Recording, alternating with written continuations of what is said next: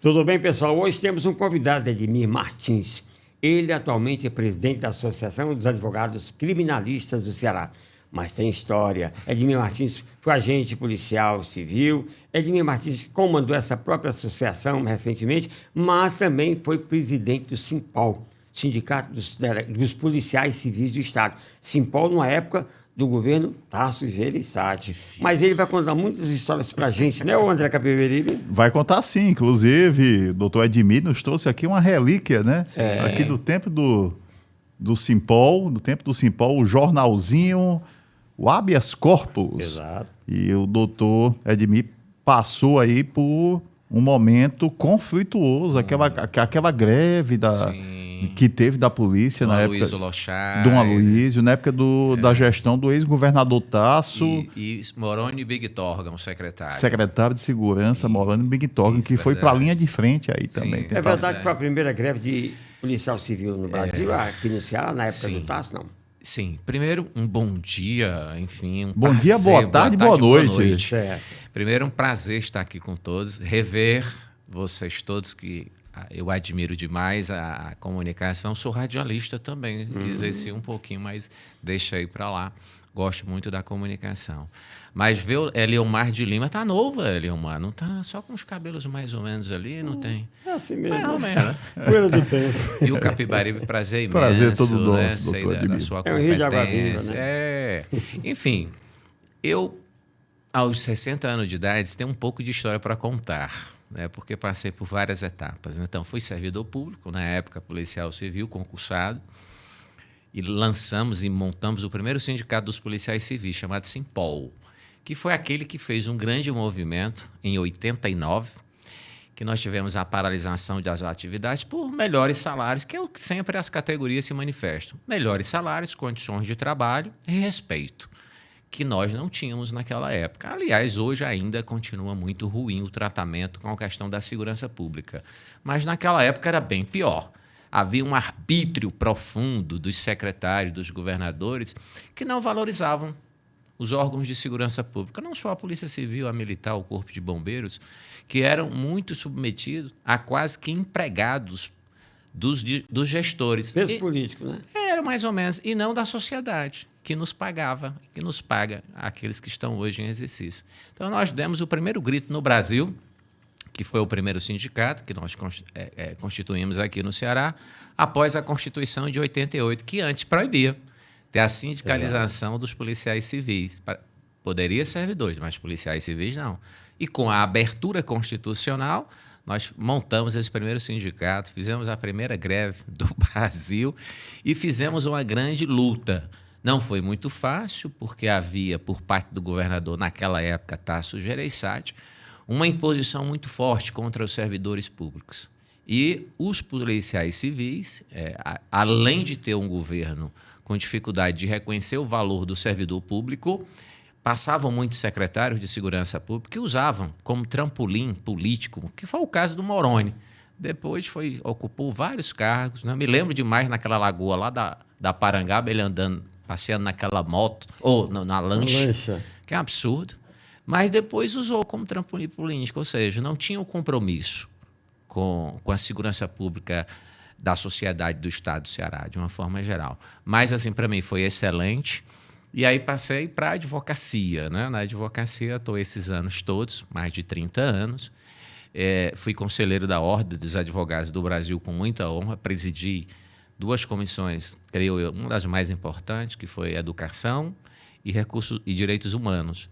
E eu não sei se vocês estão lembrados daquele movimento Justiça Já, que nós fizemos lá no átrio do Fórum Clóvis Bevilacqua, das 400 cruzes. Sim. Fizemos um grande movimento até de dar um grito em respeito à prestação jurisdicional aos cearenses, com um poder judiciário completamente atrasado nas suas políticas administrativas, no respeito à celeridade processual, processos de 20, 25 anos. Isso é um absurdo. Então, ali a OAB, na época do presidente Valdetário Monteiro, né, nós fizemos uma grande manifestação. E, neste íntere, eu assumo a Associação dos Advogados Criminalistas do Estado do Ceará, que é a ACRIMEC, que, para mim, foi um braço de trabalho muito interessante. Nós tivemos dificuldades imensas, obviamente. Era uma entidade em formação, mas acho que produzimos muitas coisas. Eu fiz muitas denúncias. Eu acompanhei aquela denúncia do Tribunal de Justiça do Estado de Ceará, fui no Conselho Nacional de Justiça, daquele elefante branco do Fórum Clóvis Bevilacqua, que foi... Da época do falecido Zé Maria de Mello, é isso? Não, foi do Hernani Barreira. Hernani Barreira. Né? Ele é diretor do Fórum ainda, mas foi toda uma confusão muito grande. Mas por que elefante branco, doutor Ademir? Porque se gastou muito dinheiro por uma coisa que não é funcional até hoje. Até hoje o fórum não é funcional.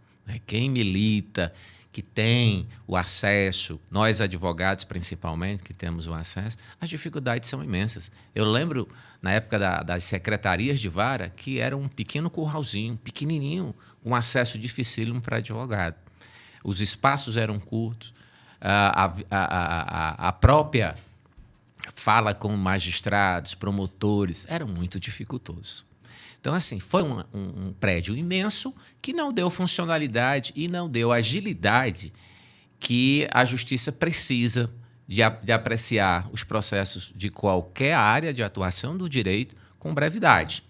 Até o próprio acesso, né? Hoje não, hoje Fortaleza cresce a passos largos, mas quando o fórum foi construído já tem mais de 20 anos, acredito eu, né? Isso. Ou seja, era numa área distante, né? Saindo do centro, Sim. indo para uma área então distante de Fortaleza. Saindo ali da praça da igreja da Sé, indo lá para aquele final de mundo, sem estrutura, inclusive, de transporte coletivo para as pessoas mais carentes na época, isso causou um problema muito sério. E até hoje o fórum está, inclusive, com reformas, para ver se dá uma funcionalidade depois de 20 anos. Expandiu para lá o setor imobiliário, né? Deve ser aí a consequência desse pool. Mas, enfim, a advocacia do Estado de Ceará, nos seus meandros, mesmo com a atuação da Ordem dos Advogados, da OAB, inclusive com a nova gestão hoje da presidente Cristiane, a primeira mulher a assumir a ordem aqui no Estado do Ceará, nós temos muitos entraves que precisam ser enfrentados. E aí a minha passagem em 2000 e 2003 na Acrimec, foram um triênio, e eu, como princípio, sou contra a reeleição. E aí não me candidatei para a reeleição, porque, como princípio, eu acho que tem que não ter reeleição. Acho que tem sempre que haver renovações. É um pensamento meu, inclusive, nos cargos legislativos que eu acho que deveria ter nesse país. Mas voltando só um pouquinho, Abel, só como curiosidade mesmo, só como curiosidade que eu acho que o público também fica curioso. Foi difícil essa escolha, essa decisão de sair, querendo ou não, de largar um emprego público para entrar no campo da advocacia, de largar o certo por algo não tão certo no momento? Na realidade, foi um grande desafio, mas eu não saí porque quis. Após o processo grevista que nós fizemos, eu tive uma perseguição funcional imensa. Eu respondi vários procedimentos administrativos, sindicanciais, por conta do movimento grevista. Porque naquela época havia ainda órgãos de corregedoria que hoje têm uma estrutura quase autônoma, antes eram vinculados à gestão direta do secretário. Então, assim, aqueles líderes do movimento foram perseguidos. Eu, como o líder maior, sofri o maior número de processos administrativos, de suspensão. E, ao final, eu fui demitido por ter feito um movimento grevista. Todos os processos anteriores, eu recorri e ganhei. E no último processo, eu tive imensa dificuldade na Procuradoria-Geral do Estado, porque havia uma certa... Eu me lembro demais que um do procurador, na hora de receber...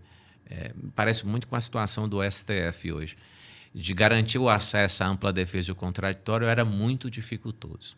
E aí, meu pai, que hoje é falecido, também seu Edmir, né, que eu sou Edmir Filho, chega para mim e diz: ô Edmir, você já terminou a faculdade de Direito? Você sofreu tantas perseguições e ainda sofre até hoje. Está na hora de mudar a sua vida? E aí, numa opção, né, mesmo com um desejo imenso de continuar lá, porque eu adoro o setor de segurança pública, deixei grandes amigos, mas como tinha família e precisava ter uma alteração, porque o sistema de segurança para mim, como servidor, para mim ficou quase que inviável, por conta das perseguições que eu tive. Valia-se muito a época, naquela época, em 89, nós tínhamos a Constituição Estadual em 89 e a Constituição Federal de 88. Então, era muito novo. Então, os processos ainda eram muito arbitrários, processualmente falando. E aí, eu optei em ser um advogado, fui trabalhar no escritório de um grande amigo hoje, Eugênio Passalho Vidal de Souza, disse: Edmir, fica aqui no cantinho, tu trabalha de office boy aqui no escritório, para tu dar os teus primeiros passos e conhecer o que é a advocacia. Então, eu comecei minha vida e aí estou até hoje e também amo a advocacia. A Constituição de 88 permitiu que vocês pudessem fazer sindicato, certo? Isso. E você sofreu perseguição, não é isso? Isso. Eu pergunto, você era filiado a algum partido político também Não, na época? naquela época eu não fui. Eu sempre fui acusado na época porque no movimento grevista de 1989, o pessoal da esquerda teve lá, do PT, né? Naquela época era Maria Luísa e Rosa da Fonseca, né? E como era um movimento grevista, eles foram para lá porque participavam de todos os movimentos sociais aqui de Fortaleza e do Estado. E aí colocaram minha pecha que eu era filiado e fazia aquilo porque era filiado a partido político, porque tinha interesse político de criticar o governo Nem do mandato Estado. possível, né? Não. Então, assim, não tive. Depois, logicamente, eu me filiei, porque eu recebi muitos convites pelo movimento que nós fizemos. A minha participação efetiva causou, creio eu, assim, uma certa mobilidade da institucionalidade, porque em 1989, eu com 20 e poucos anos de idade, formado em Direito, enfrentar o governador, naquela época, um dos mais duros governadores do estado do Ceará, especialmente no serviço público, Tasso Gereissati. Duríssimo contra a questão do serviço público. Ele vinha com a ideia da reforma institucional, que tinha que melhorar a máquina pública, etc. e tal, mas ele esqueceu de cuidar do servidor. E isso, logicamente, já estávamos naquela época com os salários achatadíssimos, baixos. Na média, um policial civil ganha naquela época 2 salários mínimos. Hoje está até um pouco melhor. Mas ele teve outra gestão, ele trouxe até um estrangeiro para tentar melhorar a segurança, né? Qual deles? O de Nova York, né? Ah, tá. Pois é. Mas na realidade só muda uma né? cúpula. Não, e ele trouxe de fora também, o próprio Dr. Fux. Vários generais também. Fux. Eu já não estava nessa época, eu já tinha saído. Eu saí em 1990. Gente, assumiu, né? Foi muita gente. Foi buscar na Polícia Federal o Edgar Fux. Fux. Que é um mentor, no melhor sentido da palavra, do Moroni, né? Sim, Mas, assim, as mudanças que ocorrem geralmente na estrutura, no ápice da estrutura, não chegam à base. E a base é quem exerce. O policial civil que está lá, o policial militar que está na atividade rua ou dentro de uma delegacia, seja na capital ou no interior, as coisas não chegam aos policiais civis. Ainda há muito que mudar e a melhorar. Então, essas mudanças que aconteceram, mesmo com a internacionalização do secretário de Segurança Pública, com ideias internacionais, seja de onde for, não fazem a mudança, porque eles esquecem do principal, da base, que é o servidor público, que deve ter boa remuneração, treinamento para atender bem e servir a sociedade, que esse trinômio é super importante para que nós tenhamos a boa prestação de serviço. Você fez greve na época da Polícia Civil. Como é que você viu depois os motins da Polícia Militar? Depois, em 92, vai haver uma greve. Não sei se vocês estão lembrados. Sim. Que foi o Elias Alves de Lima, que era o presidente do sindicato, lá na Beira-Mar. Foi aquela greve de polícia matando polícia. Foi, né? Lá foi assim um confronto. Agora, vejam bem que absurdo. Não sei se os colegas vão lembrar ou quem está nos assistindo vai lembrar. Vamos voltar um pouquinho para a nossa greve de 89. O que é que fez o governador Tasso Gereissati quando, entre aspas, nos convidou o comando de greve para ir lá para o Cambeba, dizendo que haveria uma negociação, e quando chegamos lá estava o coronel Sintra, comandante da Polícia Militar, e o Moroni, de uma forma, nem quero dizer, mas covardemente, não teve nem a hombridade de falar conosco, deixou o Sintra falar, dizendo assim, pela uma mensagem do governador, que não conversava com Baderneiro. Aí eu perguntei ao coronel Sintra, por que nos chamou aqui? Se não haveria, né, a possibilidade de conversar, dialogar, para encontrar alternativas. O que é que acontece quando nós chegamos na Secretaria de Segurança, no prédio ali da Rua do Rosário? Vocês estão lembrados? Nós fomos sitiados pela Polícia Militar. O prédio, aquele entorno, lembram disso? É verdade. E aí, uma luz que nos apareceu e disse, vamos buscar Dom Aloysio Loscheider. Fui. Que era o conselheiro do Tasso. Isso. O arcebispo de Fortaleza, muito ligado ao governador. E eu fui lá na Prainha, seminário da Prainha, numa moto, junto com um colega, dizer para o arcebispo da gravidade de um governador colocar as duas polícias uma contra a outra. Porque quando eu voltei, para eu entrar, eu tive imensa dificuldade, porque o cordão da Polícia Militar já estava sitiando todo aquele quarteirão para ninguém sair do prédio e ninguém entrar. Então, houve aí uma tensão muito grande, onde me lembro demais que os delegados ali da Furtos e Roubo, até hoje aqui eu me lembro que o Dantas, na época só delegado da Furtos e Roubo, disse aqui ninguém entra.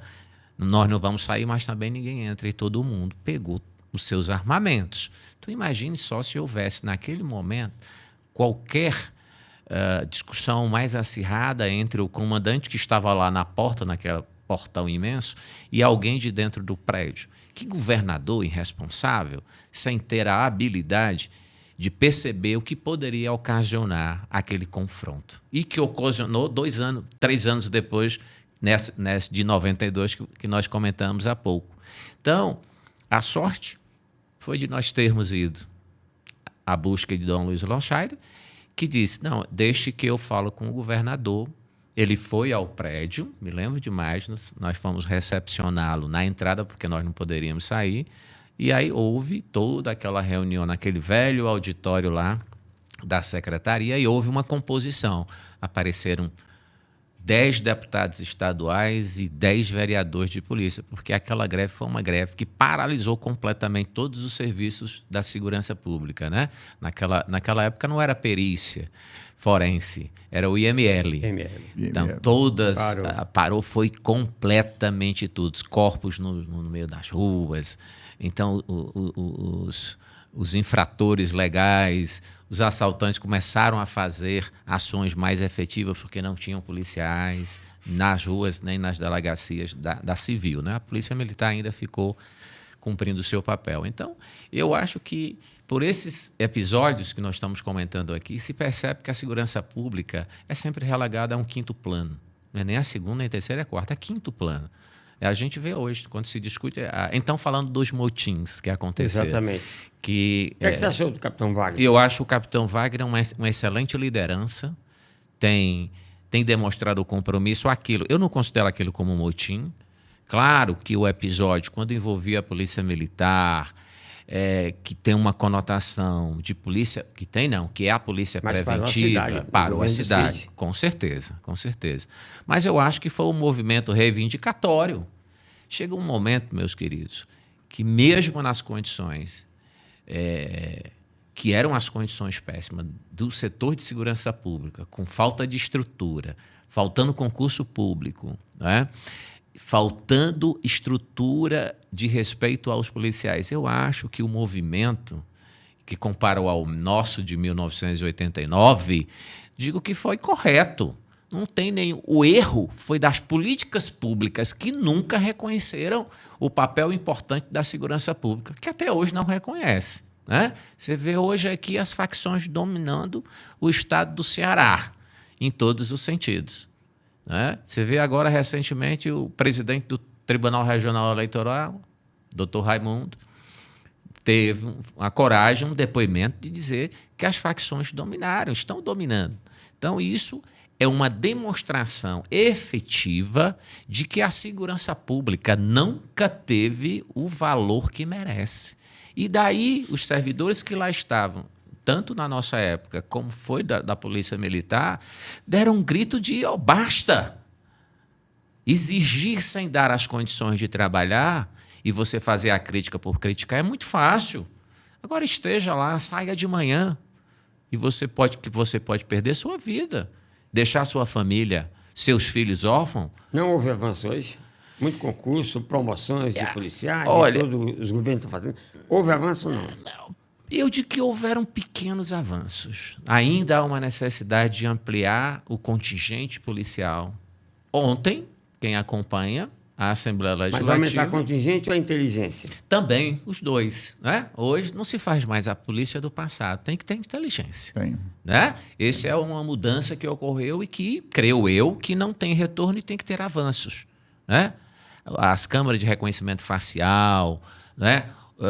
Por exemplo, o que está acontecendo no Castelão, que é super interessante, deve estar em todos os lugares, porque, infelizmente, sabe quantos 1000 mandatos estão por cumprir na delegacia de capturas, de mandato de prisão? Mais de 20 mil. Como é que se incumpre, doutor Edmir? É muito difícil, mandato. meu querido. Agora, na questão da inteligência, sim, inclusive, Edelmar, até um jornalista, um colega de profissão, que teve aquele gesto translocado, né, e está pagando por isso, de explodir uma bomba, não é? O Wellington Macedo de Sobral, né? De querer de participar de um atentado à bomba no aeroporto de Brasília.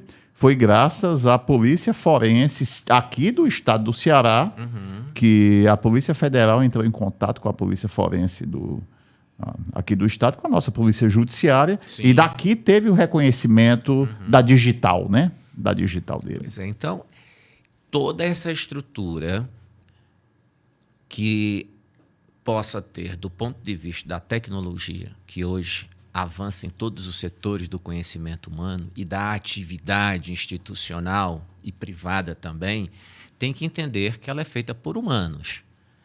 Então, precisa ter o reconhecimento das pessoas, do órgão da perícia forense, da Polícia Federal, do médico, lá do posto de saúde, do Bom Jardim, ou o delegado que está lá no Juazeiro, ou um juiz lá de Sobral, ou um promotor de justiça. Os servidores, como um todo, têm que ter esse reconhecimento. Porque senão a máquina não funciona. Não adianta funcionar o judiciário se você não tem um sistema penitenciário que faça a sua parte, que tem o setor de segurança que não faça a sua parte. Então, é um sistema.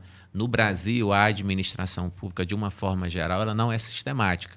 Tanto que você encontra hoje, quando se destina verbas, você põe mais verbas para determinados setores maiores do que para outros, porque não pensa um conjunto da administração pública. Então, eu vejo que esses avanços da inteligência artificial e outros mais vêm para contribuir. Mas eu lembro, voltando ao que eu estava falando aqui há pouco, ontem o deputado, que representa a Polícia Militar, disse o quê? O Corpo de Bombeiro para todo o estado de Ceará com 1.600 bombeiros. Sem promoções, ou seja, boa parte se aposenta, na faixa que eu li a reportagem, 600 estão para se aposentar. E aí o cidadão lá na ponta, quando há necessidade do serviço público, que não tem, porque não há uma estrutura de servidores capaz de realizar as atividades necessárias. Então, a crítica que a gente deve fazer ela é pontual, mas ela vai na raiz. Tem que melhorar esse sistema administrativo no Brasil. O senhor acha que a Controladoria das Polícias também está reagindo bem? Está atuando bem? Porque a gente tem notado também no noticiário muito policial envolvido com crime também. Mas, olhe, isso é uma coisa natural. Porque... Natural, doutor? Pelo seguinte aspecto, natural que temos muitos envolvimentos, não que isso seja coisa natural. O que eu estou dizendo é que o envolvimento de alguns policiais civis, ou militares ou civis, federais, qualquer deles com o crime que nós temos, tá aí a corregedoria dos órgãos de segurança pública que estão mostrando as estatísticas, elas oriunda de quê? De falta de acompanhamento dos policiais, que não há uma fiscalização dos seus exercícios. E também o próprio ingresso do policial tem que ser melhor avaliado, ter uma avaliação constante, porque assim, põe um policial na rua e o esquece. E o crime organizado, se hoje está dentro do poder legislativo, com vereadores sendo hoje representantes de grupos criminosos, a gente tomou conhecimento. Ontem, eu acho que foi o julgamento por afastamento de prefeito envolvido com essas questões. Então, as facções, o crime organizado está em todos os setores públicos. Vocês acham que a polícia não teria essa também participação no sentido de estar dentro desse sistema que está dominando? E a solução? A solução é um pouquinho complicada, porque se eu soubesse, eu salvaria esse país. Mas, como Eliomar, eu não tenho assim o condão de dizer, mas eu acho assim, eu sou favorável a uma reforma constitucional. A Constituição de 88, vencida, ultrapassada, e permite, lamentavelmente, que a estrutura pública seja um mar de corrupção, de desvios, de condutas. Cidadã, talvez na época que Ulisses Guimarães, no Congresso Nacional, a promulgou.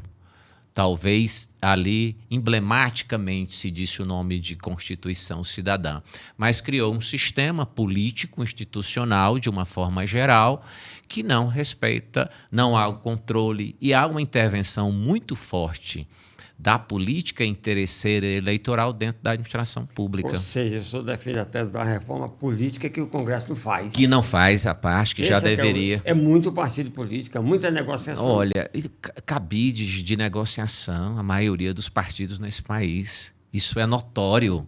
E se juntam, vão fazer uma federação para ficar mais forte, mas não é para lutar pelos interesses coletivos da sociedade. É barganhar e ter força política de vocês fazerem, eles políticos, buscarem troca de cargos, espaços políticos dentro da administração pública. Que era, se fôssemos um país sério, ninguém ingressaria no serviço público se não fosse por concurso. Cargos comissionados, assessores, terceirização dentro do serviço público é a porta da corrupção. Emenda secreta. Emendas secretas. Então, enquanto não mudar essa estrutura, o Congresso tiver altivez, né? Não fazer essas emendas absurdas, secretas, porque nós estamos assim tão acomodados do ponto de vista da mudança da estrutura que a gente diz emenda secreta e se coloca uma coisa como normal. Emenda secreta. Até golpe de advogados agora também, né? Em todas as áreas. Tá demais, Eliomar. Você sabe muito bem, eu lhe conheço há mais de 30 anos. E desde quando você, jornalista, ali frequentando a Secretaria de Segurança, na época, aeroporto, fazendo aquelas coisas, nós estamos num processo de quê? Lamentavelmente, de nenhum avanço. Qual foi o avanço que nós tivemos nesse país nos últimos anos? Educação sem qualidade, o SUS, Sistema do Salve-se Quem Puder, que é o sistema de saúde nesse país, para o cidadão, mesmo da classe média ou da classe CD, tem que pagar um plano de saúde. Tivemos experiência agora de presidente da direita, extrema-direita, da esquerda e tudo. Você não vê a luz no fim do túnel, não? Eu vejo. Por isso que eu sou defensor de uma reforma constitucional, de um Estado moderno, de um Estado transparente, de um Estado menos atuante em todos os setores, porque não precisa termos aqui... Por exemplo, as fundações, as empresas públicas, Petrobras e outras mais, eram para estar na iniciativa privada. Isso não é papel do Estado. O Estado tem que cuidar da base. Saúde, educação, segurança pública e bem-estar. Esse é o básico. O resto tem que ser para a iniciativa privada. E enquanto o Brasil tiver essa máquina estatal, administrativa, no município, no Estado e na União, nós vamos ter esse joguete sujo que nós temos hoje, dessa classe política que hereditariamente está no poder. Que ela vem o filho, vem o pai, não vem o neto, não sei o quê, e continua a mesma coisa. Porque o sistema não muda. Ontem mesmo eu conversava com um professor e ele me dizia, rapaz, eu não voto mais em ninguém, porque quem entra no sistema se corrompe. Eu digo... Tem que votar, né? Tem que votar. Mas não pode deixar de votar. Eu disse, meu querido, tem que entrar, porque é fazendo o ingresso que você vai tentar minar essas coisas e trazer novas ideias. Então, nós temos que participar. Mas, assim, hoje o cidadão está descrente desse sistema. Em cima dessa descrença, como é que o sindicalista, o delegado de polícia, o advogado na área criminal viu a recente declaração do ministro da Justiça, Lewandowski, é um homem que conhece direito, é ex-ministro do Supremo, Sim. que no Brasil se prende mal, a polícia prende mal? Eu acho que é equivocado, né? Eu acho que, apesar de ser, entre aspas, colocado como uma pessoa de conhecimento, um jurista do direito, eu acho que ele não deveria estar na administração pública, ele não tem conhecimento para estar no cargo. Aí pega o bode expiatório, que é a polícia. A polícia não faz o seu papel, muitas vezes, porque é impedido. Aí, quando se prende, a audiência de custódia, que é importante. Senhor, foi um avanço a audiência de custódia? A audiência de custódia, ela é um remédio da doença que não foi curada. Presídio cheio. Antes, exatamente. Presídio lotado. Aí, o que é que os legisladores fazem? Vamos facilitar aqui para ver se as coisas... Ninguém puxa a grande raiz do problema e maqueia-se o problema para não resolver e tomar uma iniciativa mais profunda. É isso que ocorre. A gente vê quase todo dia, audiência de custódia, o camarada faz e tudo, chega lá... E tem a liberação. Vai, bota a tornozeleira e depois faz de novo. Faz de novo. A reincidência no país é absurda. Né? De 10 que saem, 7 ou 8 voltam a cometer crime. Aí temos lá a educação de recuperação dos detentos. Os detentos deveriam trabalhar no país, contribuir, porque o custo de manter um preso hoje, dentro de um presídio que nós pagamos, é absurdo. Por que não trabalham de fato? Não sei, porque eu acho que a política pública penitenciária desse país, aí o ministro poderia, em vez de ele falar isso, dizer que é a polícia que não trabalha, ele devia dizer por que não responde a essa questão? Por que não coloca os presos para trabalhar? Para gerarem, né, menos custos à sua manutenção dentro do sistema penitenciário. O meu pai foi subdelegado do antigo Coqueirinho, na Parquelândia, em Fortaleza. Ele, da época de um Cordeiro Neto, ele disse que o Cordeiro Neto botava os presos para fazer... calçamento. Calçamento. A Bezerra de Menezes foi feito pelos os presos iam calçamentar a Bezerra de Menezes. Tudo escoltado. Isso. Mas aí você vê... Mas é uma época diferente. Isso, hoje, claro, né? claro. E com menos contingente, né? Não tem hoje um contingente que tenha, né? Então, eu acho que a falta de uma ação de política pública, especificamente para resolver o problema, criam-se esses jabutis.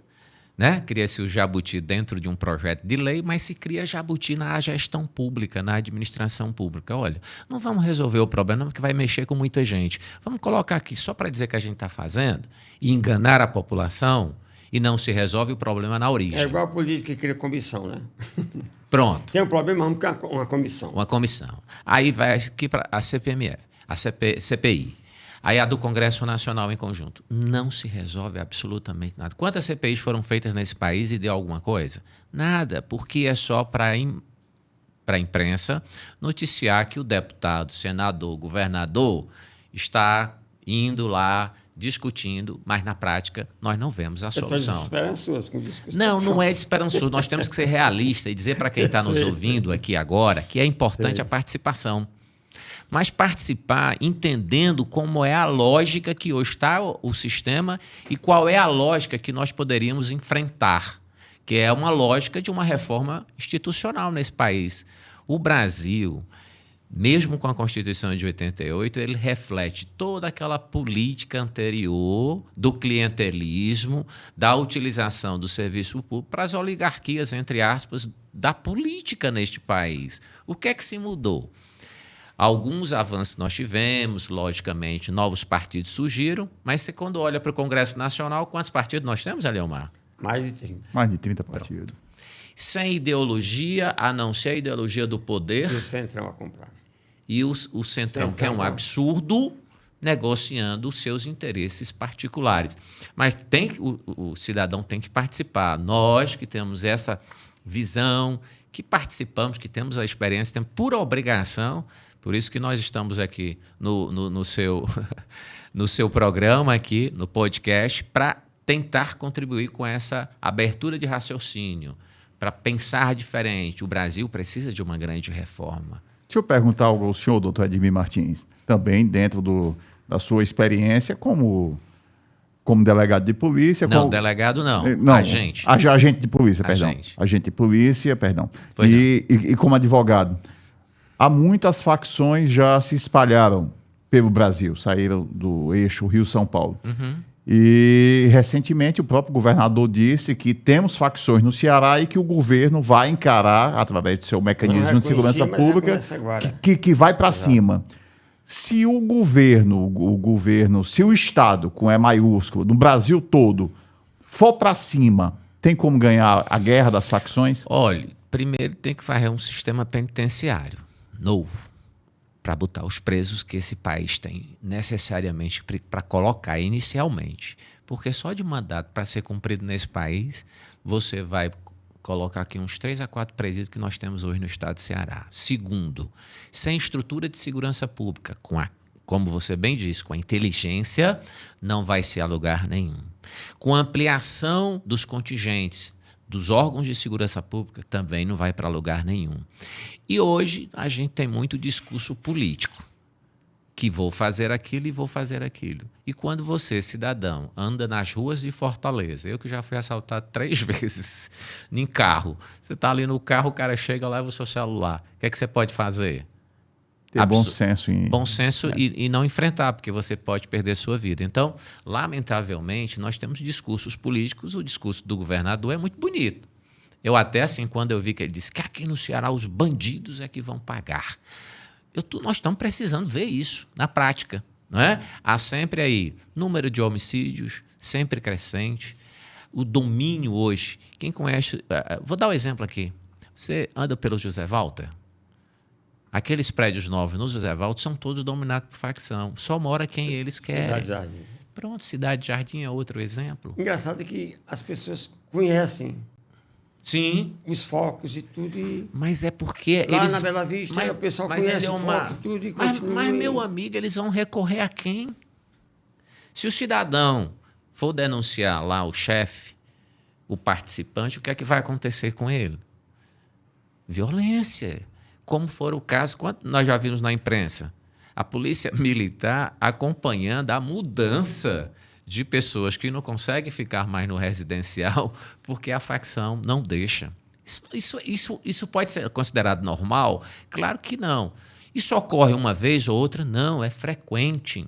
E lembro, o Raimundo Nonato, quando deu a entrevista, desembargador Raimundo Nonato, ele deu com uma serenidade tão grande, porque ele, como está na ponta e acompanhou as eleições, as últimas eleições, aqui em Fortaleza e como presidente do TRE e nos municípios, quando ele diz aquilo, que o estado do Ceará está entregue às facções, é porque ele vivenciou nos processos que chegaram para o seu julgamento, para o seu acompanhamento, na instância judicial, dentro dos autos, os absurdos que estão sendo colocados hoje da participação efetiva do crime organizado, desorganizado, seja lá qual for, branco ou preto ou amarelo, e em todas as instâncias brasileiras. E no estado de Ceará, lamentavelmente, nós estamos aí. Qual é o cidadão que sai de casa hoje tranquilo?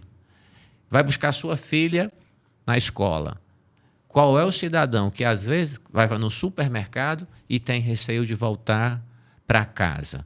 Qual é hoje o cidadão comum que vem para a sua atividade profissional, seja um juiz, advogado, jornalistas, que andam tranquilos na cidade de Fortaleza, com seu vidro, carro completamente fechado? Se tiver dinheiro, vai blindar.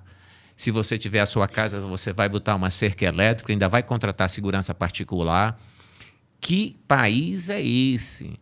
Que sociedade é essa que nós estamos vivenciando? E que, lamentavelmente, a classe política de hoje, baseada... Porque a classe política, meus queridos, ele tem fundamentação para agir. Está na lei. Precisamos mudar a lei. Eles fazem a lei. E que eles que fazem as leis. Então, é essa, creio eu, grande preocupação. Acho que a imprensa tem um papel importantíssimo, porque é órgão de comunicação, de divulgação, de debates, de ideias novas, de produzir o bom debate, para que as pessoas que estão agora nos ouvindo, nos assistindo, possam fazer reflexões.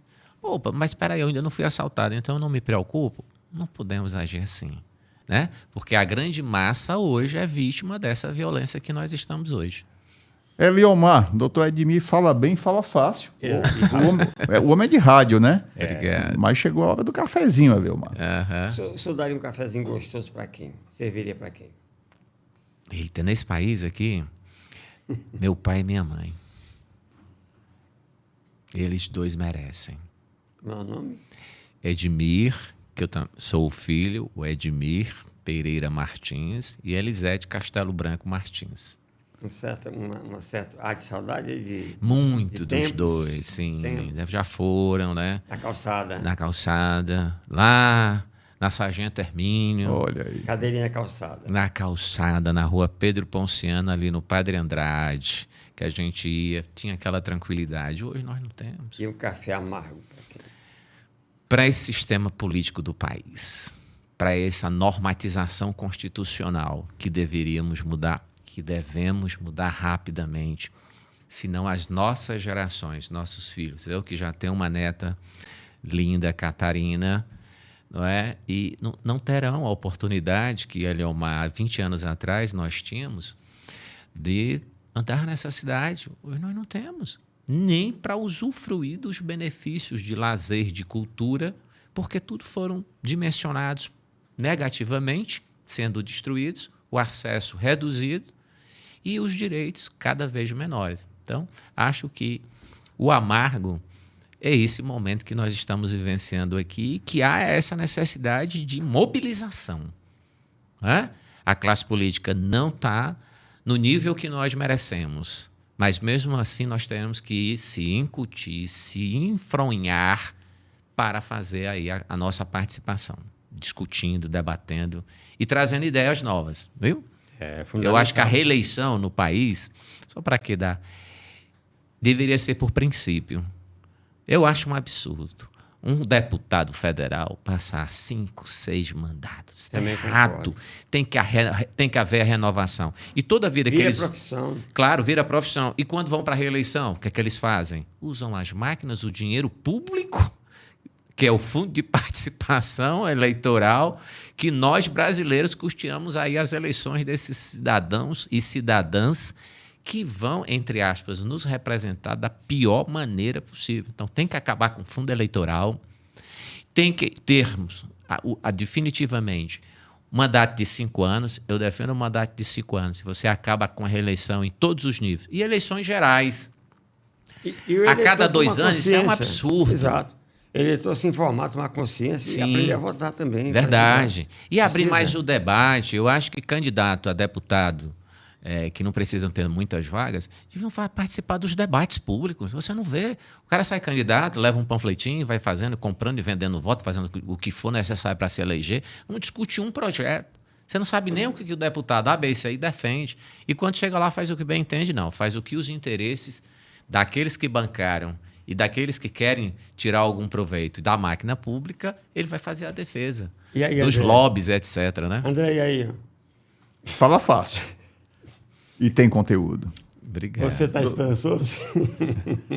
Se a gente perder a esperança, resta o quê, né? Exatamente. Mas a luta é árdua, o doutor Edmir tem toda a razão do mundo. Querido. Tem toda a razão do mundo. Obrigado. E nós deixamos, então, esse programa para reflexão sua, como cidadão e principalmente como eleitor. Isso, verdade. Para você não reclamar depois do deputado que votou e dizer ele não presta, porque você votou. Você que foi que colocou lá. Exatamente. Pense nisso. Verdade. Aí, deixa eu só fechar aqui. Claro. Fazer hoje, assim, hoje será a nossa posse, né, que estaremos assumindo oficialmente a diretoria da Acrimec. Feliz por retornar. Estava um pouquinho afastado, porque tive um probleminha assim meio de saúde, mas retornei muito feliz e estou me sentindo útil novamente. E vamos para as lutas, né, que foi um pouco de minha vida nesses últimos 40 anos, que eu já estou com 60, né, para que a gente possa dar essa colaboração que acaba você, Eliomar, e o André, de fazer essa reflexão importante, de participar. Não adianta reclamar sem participar. Então é isso, e agradecer aqui o espaço, dizer que a Acrimec, nós vamos criar uma estrutura nova, vamos estar nos 184 municípios, com coordenadorias, e o advogado e a advogada criminalista, além dos instrumentos de defesa, ganhará mais um. A Acrimec voltará com força total na defesa das prerrogativas da advocacia, especialmente da criminal, porque hoje, por exemplo, se você vai numa delegacia, o delegado não quer ouvir as testemunhas do flagrante. ou deixar acompanhar esse testemunho por um advogado, que é um absurdo. É uma denúncia que já foi feita, os advogados estão cerceados o seu direito de exercício profissional. E aí, junto com a OAB, junto com outras entidades, e a Acrimec vai lutar por essas prerrogativas. Ampla defesa, contraditório, garantido, que é o chamado devido processo legal. Isso tem que haver, porque senão o advogado que não tem o exercício da sua profissão, quem sai penalizado é quem precisa da prestação jurisdicional. E é o advogado a ferramenta que vai fazer a defesa, seja em qualquer área. Se o advogado estiver preso nas suas prerrogativas, ele não faz a defesa com a competência que precisa, com a qualidade e defender o direito do próximo. E o advogado é esse profissional que todo dia ele acorda pensando em defender você. Ele tem um papel importantíssimo na sociedade. Ok. Muito obrigado. Até a próxima.